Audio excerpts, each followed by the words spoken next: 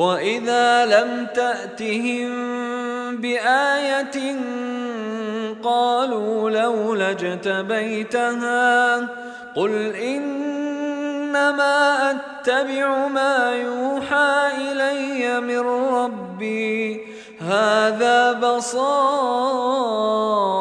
مِنْ رَبِّكُمْ وَهُدًى وَرَحْمَةٌ لِقَوْمٍ يُؤْمِنُونَ۔ اور جب آپ ان کی مانگ کے مطابق کوئی نشانی نہیں لاتے ہیں تو وہ بطور استہزاء کہتے ہیں کہ اسے تم نے خود کیوں نہیں گھڑ لیا؟ آپ کہیے کہ میں تو اسی کی پیروی کرتا ہوں جو میرے رب کی طرف سے بطور وحی مجھ پر نازل ہوتا ہے۔ یہ قرآن آپ کے رب کی جانب سے بصیرتوں کا خزانہ ہے اور ایمان والوں کے لیے ہدایت اور رحمت کا ذریعہ ہے۔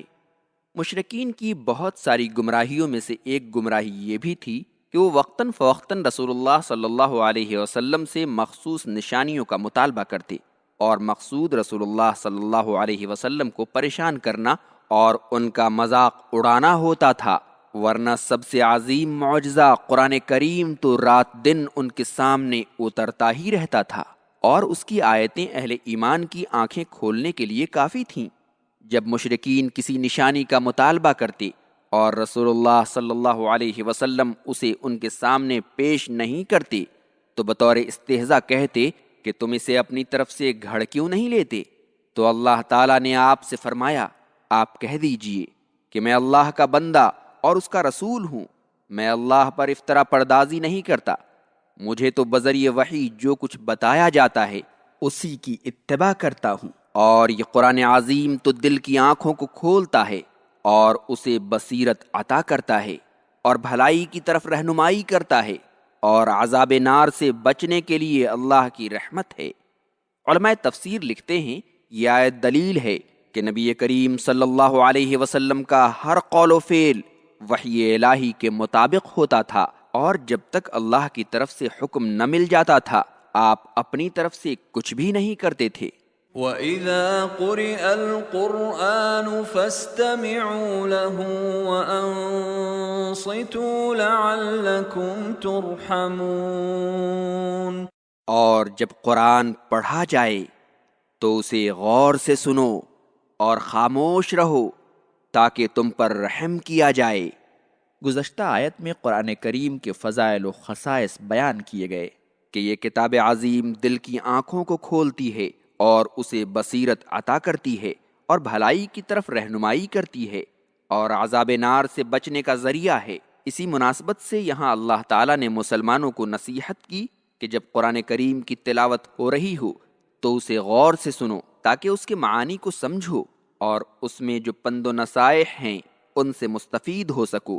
کفار قریش کی طرح نہ کرو جو اپنے ساتھیوں سے کہا کرتے تھے لا تسمعوا لهذا القرآن والغوا فیہ لعلکم تغلبون، کہ جب محمد قرآن پڑھنا شروع کرے تو تم لوگ اسے نہ سنو اور تشویش پیدا کرو تاکہ کوئی اس پر کان نہ دھر سکے۔ فصلت آیت 26۔ اس آیت کے ظاہری الفاظ دلالت کرتے ہیں کہ قرآن کریم کی تلاوت چاہے نماز میں ہو رہی ہو یا کسی اور وقت میں اسے غور سے سننا اور خاموشی اختیار کرنا واجب ہے۔ امام ابو حنیفہ اور امام احمد بن حنبل کا یہی مسلک ہے۔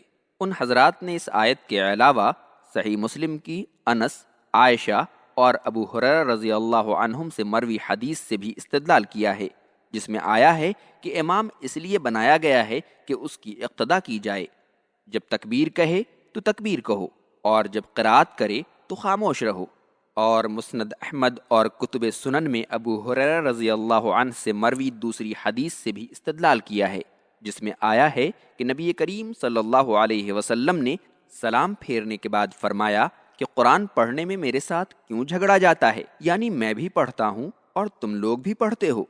لیکن دوسری صحیح احادیث سے معلوم ہوتا ہے کہ نبی کریم صلی اللہ علیہ وسلم نے جن پر قرآن کریم نازل ہوا سورہ فاتحہ کی قرات کو اس حکم عام سے مستثنی قرار دیا ہے اور اس کا پڑھنا ہر مقتدی کے لیے واجب قرار دیا ہے، جیسا کہ ابو داؤد اور ترمذی نے عبادہ بن صامت رضی اللہ عنہ سے روایت کی ہے کہ نبی کریم صلی اللہ علیہ وسلم نے نماز سے سلام پھیرنے کے بعد پوچھا کہ کیا تم لوگ امام کے پیچھے پڑھتے ہو؟ تو صحابہ نے کہا کہ ہاں اے اللہ کے رسول۔ تو آپ نے فرمایا کہ ام القرآن یعنی فاتحہ کے علاوہ اور کچھ نہ پڑھو، اس لیے کہ جو سورہ فاتحہ نہیں پڑھتا اس کی نماز نہیں ہوتی۔ ایک روایت میں ہے کہ آپ صلی اللہ علیہ وسلم نے فرمایا جب میں جہری قرات کروں تو ام القرآن کے علاوہ کچھ نہ پڑھو۔ اسے ابو داود، نسائی اور دارقطنی نے روایت کی ہے، اور اس حدیث کے تمام راوی ثقہ ہیں۔ ابن حبان نے انس رضی اللہ عنہ سے روایت کی ہے کہ رسول اللہ صلی اللہ علیہ وسلم نے پوچھا کہ کیا تم لوگ جب امام قرات کر رہا ہوتا ہے تو اس کے پیچھے پڑھتے ہو؟ ایسا نہ کرو، اور تمہیں سورہ فاتحہ اپنے دل میں پڑھ لینا چاہیے۔ امیر المومنین فی الحدیث امام بخاری نے اسی کو ترجیح دیا ہے، اور ہر نماز میں چاہے سری ہو یا جہری سورہ فاتحہ کی قرات کو واجب قرار دیا ہے۔ دیگر محدثین کا بھی یہی مسلک رہا ہے۔ حیرت ہے کہ امام احمد بن حنبل رحمہ اللہ سے، جو اپنے زمانے میں محدثین کے امام تھے، کیسے چوک ہو گئی اور کیوں ان احادیث کو نظر انداز کر گئے۔ سبحان من لا ینسا۔ یہ بحث سورہ فاتحہ کی تفسیر میں گزر چکی ہے، اسے دوبارہ سماعت کر لینا مفید رہے گا۔ وَاذْكُرْ رَبَّكَ فِي نَفْسِكَ تَضَرُّعًا وَخِيفَةً وَدُونَ الْجَهْرِ مِنَ الْقَوْلِ بِالْغُدُوِّ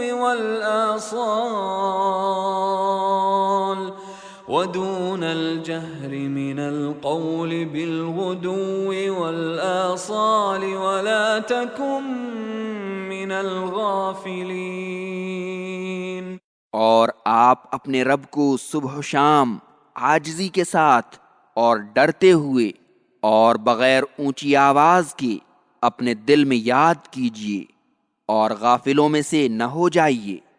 یہ حکم معراج کی رات کو پنجگانہ نمازوں کی فرضیت سے پہلے کا ہے۔ اس وقت مسلمانوں کو یہ حکم تھا کہ صبح و شام اللہ تعالیٰ کو یاد کیا کریں۔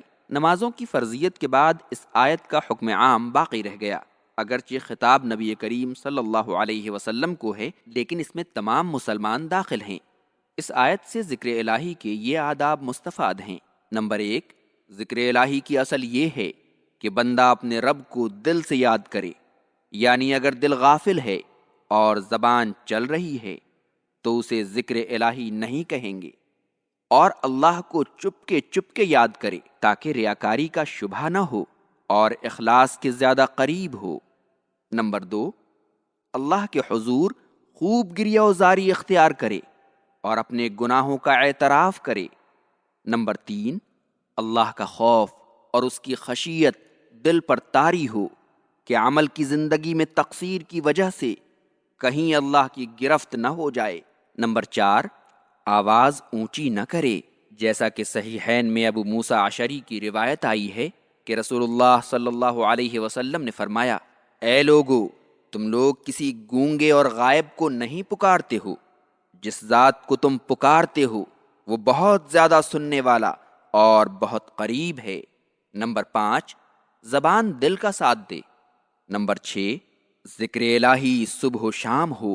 اس آیت سے ان دونوں وقتوں میں ذکر الہی کی اہمیت معلوم ہوتی ہے۔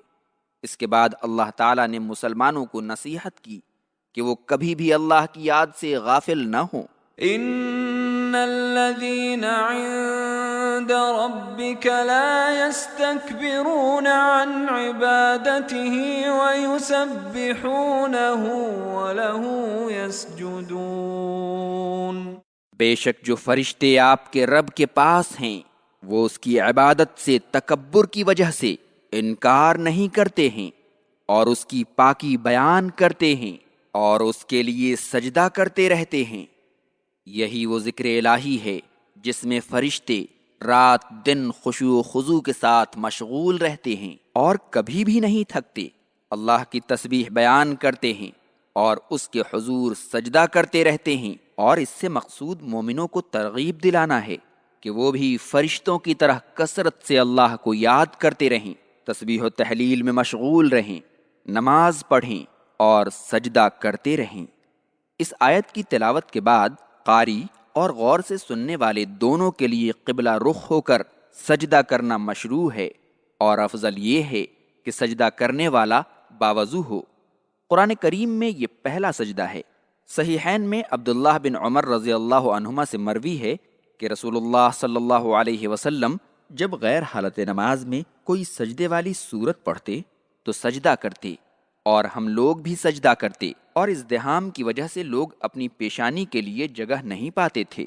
احادیث میں اللہ کے لیے سجدہ کرنے کی بڑی فضیلت آئی ہے۔